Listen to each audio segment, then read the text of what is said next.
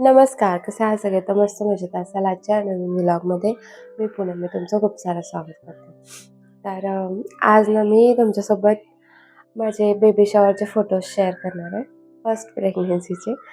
आता बघूयात माझी इच्छा आहे सेकंडमध्ये पण करावं, पण असं नाही की जितकं म्हणजे फर्स्ट टाईम झालं मोठ्यानं, तसं नाही, पण थोडे फोटोज वगैरे काढावे असं माझी इच्छा आहे.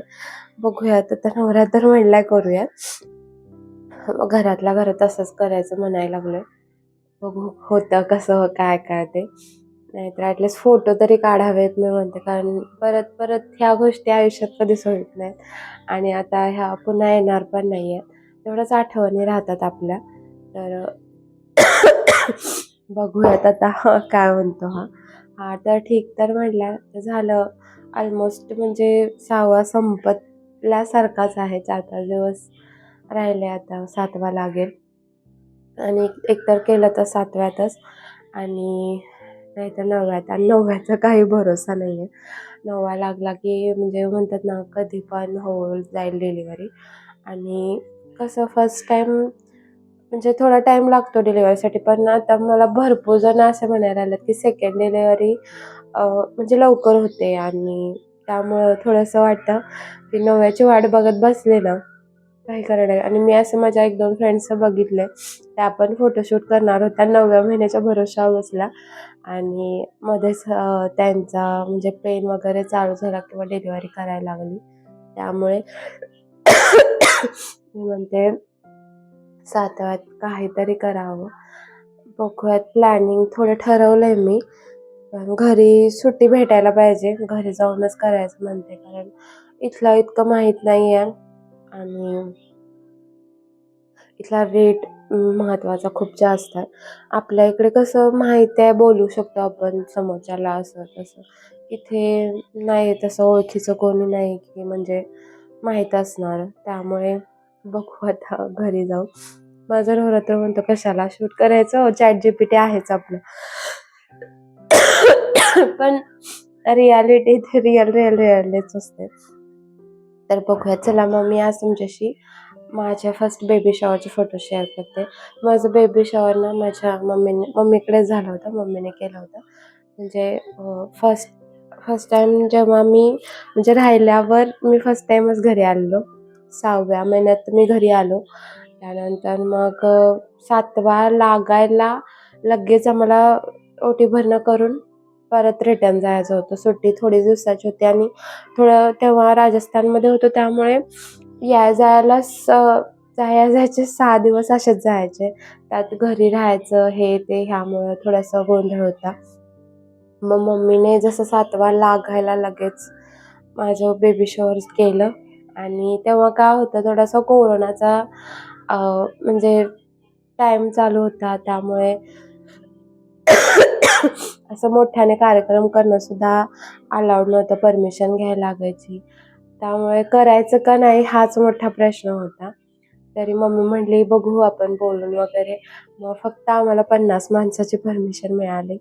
सासरचे 25 पार, माहेरचे 25 पार, असं करून आम्ही मम्मीने बेबी शॉवर केलं होतं माझं. तर ना माझी म्हणजे जी काही हौस आहे ना, ती माझ्या आईने, भावाने आणि पप्पांनीच केली माझी. म्हणतात ना काही आपल्या इथं ते जे सो कॉल्ड म्हणतात ना, ते पद्धती आहेत, रीतिरिवाज आहेत की काही गोष्टी ह्या माहेरच्यानीच करायच्या, काही करायचं असेल ना ते माहेरीच करायचं आणि फक्त सासरी खायला असं काहीसं आहेत. आपल्याकडे भरपूर पद्धती आहेत आणि ज्याच्या त्याच्या हौसेवर डिपेंड असतं. तर तसंच काहीसं माझ्या बाबतीत झालं. खूप साऱ्या गोष्टी आहेत सांगण्यासारख्या, आता त्या सांगण्यात काय अर्थ नाही, झाल्या तर झाल्या. पण माझ्या मम्मीने सगळं केलं आणि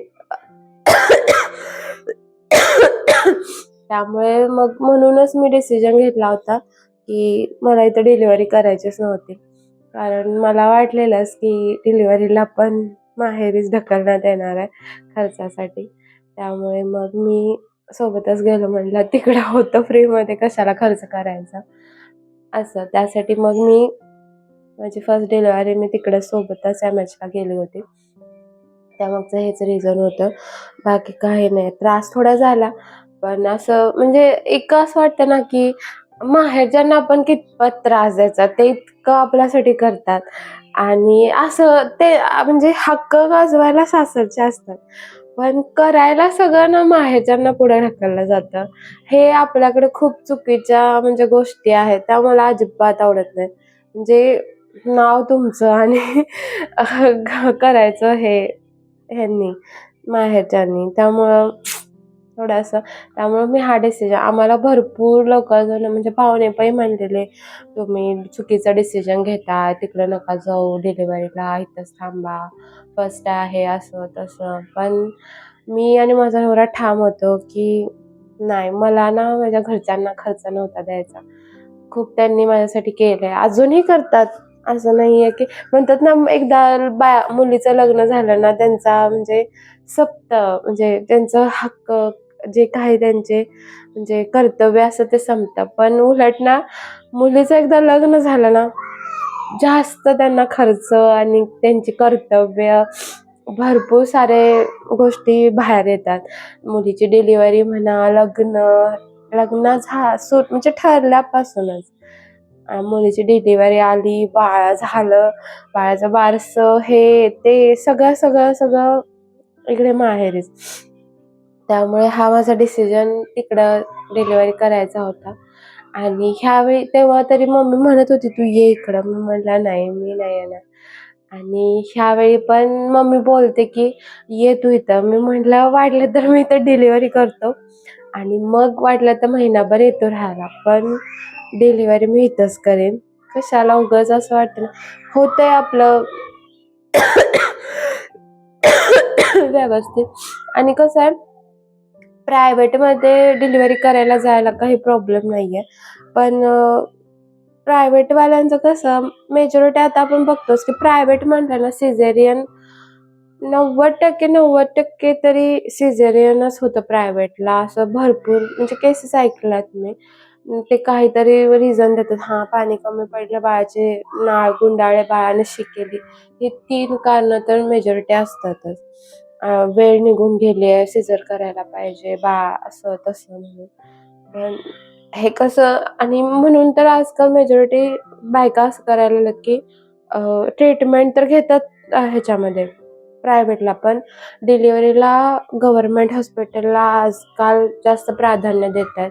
रिझन हेच आहे, कारण गव्हर्नमेंटला जास्त फाडाफाडीचं जास्त रेअर केस जर बाबा जास्तच क्रिटिकल कंडिशन झाली तर सिझेरियन होतं, नाहीतर बऱ्यापैकी नॉर्मल करायचा प्रयत्न करतात. त्यामुळे मग आता इथे पण माझा फर्स्ट टाईम एक्सपिरियन्स केला होता.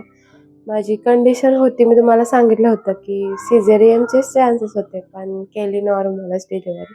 तर चला भरपूर बोलणं होतं. तर चला मी तुमच्याशी माझे बेबी शॉवरचे फोटो शेअर करते. माझ्या मम्मीने माझी कशी हौस केली, माझ्या भावाने आणि माझ्या पप्पांनी. तर चला. तर सुरुवातीला अशी खूप छान अशी रांगोळी काढली होती आणि हे काहीसा सेटअप होता माझ्या बेबी शॉवरचा आणि हे माझे फोटो स्टार्ट होतात.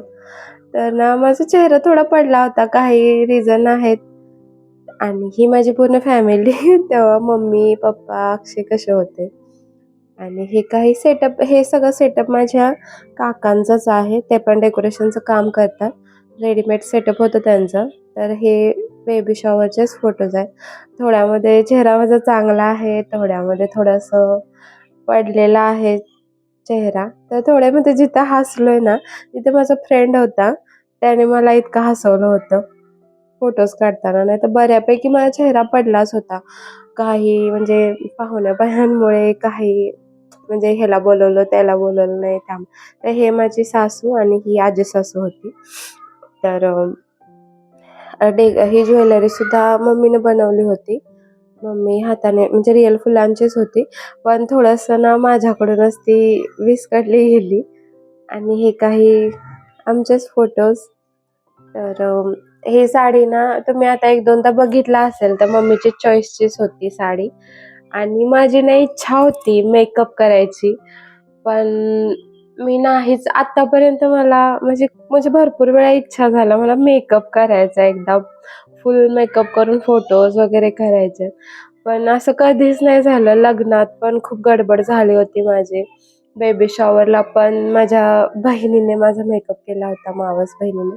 मेकअप तर म्हणताच येणार नाही, फक्त आयलाइनर आणि लिपस्टिक लावली होती.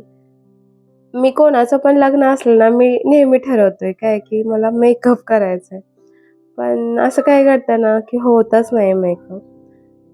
फोटोज माझी म्हणजे माझा नवरा तर म्हणतो, "तू रिअलच छान दिसते." पण मला एकदा करायचं आहे मेकअप, माझी इच्छा आहे. लग्नात गडबड झाली त्यामुळे तेव्हा प्रॉपर झाला नाही आणि बघू आता कधी इच्छा पूर्ण होते. तर इथे पेढा की बर्फी जो काही असतं आपलं ते, त्यामध्ये आम्ही बर्फीच निवडली होती आणि माझी बर्फी झाली माझ्या आयुष्यात. तर हे काही सामान सगळं जे मम्मीनंच बनवलं होतं. एकटीने खरं सकाळी 4ला उठून तिनं सगळं सामान बनवलं होतं आणि इथे मी थकायचं सोडून माझा नवराच थकला होता. वैतागलेला अक्षरशः तो. कारण होतात ना काही कार्यक्रम म्हणला ना, कोणाचं तोंड कुणाकडे, कोणाचं तोंड कुणाकडे असं असतंच. आणि इथे मला मम्मीने रेडी केलं होतं. माझ्या मम्मीला ना म्हणजे नटवायची, आवरायची लय म्हणजे हौस आहे तिला आणि मी तिच्या अपोझिट आहे. मला नटायला नाही आवडत आहे. म्हणजे आता थोडंफार करते, पण लहान असताना तर एकदमच बेकार. मम्मी इतकं मारायची मला गॅदरिंग वगैरे असल्यावर, की तयारच करून घेत नाही. मी म्हणजे रडायचीच काय, मम्मीचा मार खायचीच. मम्मीला असं नटायला, थटवायला असं म्हणजे मस्त आवडतं. तशी माझी अनया झाली. जसं मम्मीला एक लेक हवी होती ना, तशी सेम अनया. अनयाला पण आवरायला, नटायला, प्रॉपर रेडी व्हायला खूप आवडतं. तसं मला नाही. मला असा इतका वैताग यायचा ना, मी आता कुठे जरी जायचं असलं ना, पावडर सुद्धा लावायचं माझ्या जीवावर येतं. बस ना लिपस्टिक लावते आणि सुटली. ड्रेससुद्धा घालायचा वैताग येतो मला. पण माझ्या मम्मीला ना खूप हौस आहे आणि तिला पण म्हणजे स्वतः रेडी व्हायला. तिच्याकडे साड्यांचं कलेक्शनचा मला एकदा व्हिडिओ बनवायचा आहे. खूप साऱ्या साड्या वगैरे. तिला खूप हौस आहे या गोष्टींची मम्मीला. आणि हा एकच व्हिडिओ आहे तो माझ्या फ्रेंडने बनवला होता आमच्या बेबी शॉवरचा. नाहीतर माझ्याकडे फक्त काही फोटोजच आहेत आणि जे काही मम्मीनं मला रेडी केलं तेच व्हिडिओज आहेत माझ्याकडे. असं काहीसं झालं माझं बेबी शॉवर. खूप छान केलं मम्मीने, खूप हौस झाली. फक्त एक असतं ना कार्यक्रम म्हटला की थोडंसं रुसवा-फुगवा पाहुण्या-बाह्यांचा, तसं तेवढं चालतंच. पण माझ्या मम्मीने खूप केलं माझं. तर असे काहीसे हे फोटोज वगैरे होते आणि मॅटर्निटी शूट पण आम्ही केलं होतं. त्याचे पण फोटोज मी टाकेन नेक्स्ट ब्लॉगमध्ये. तर असं काहीसं होतं माझं बेबी शॉवर. तर तुम्हाला हा व्लॉग कसा वाटला नक्की सांगा आणि फोटोज पण मी पहिल्यांदाच इतके सारे पोस्ट केले नाही, तर थोडेफारच टाकले होते Instaवर. तर तुम्हाला हा व्लॉग कसा वाटला आणि माझं बेबी शॉवर पण कसं वाटलं नक्की सांगा. काळजी घ्या सगळे. बाय.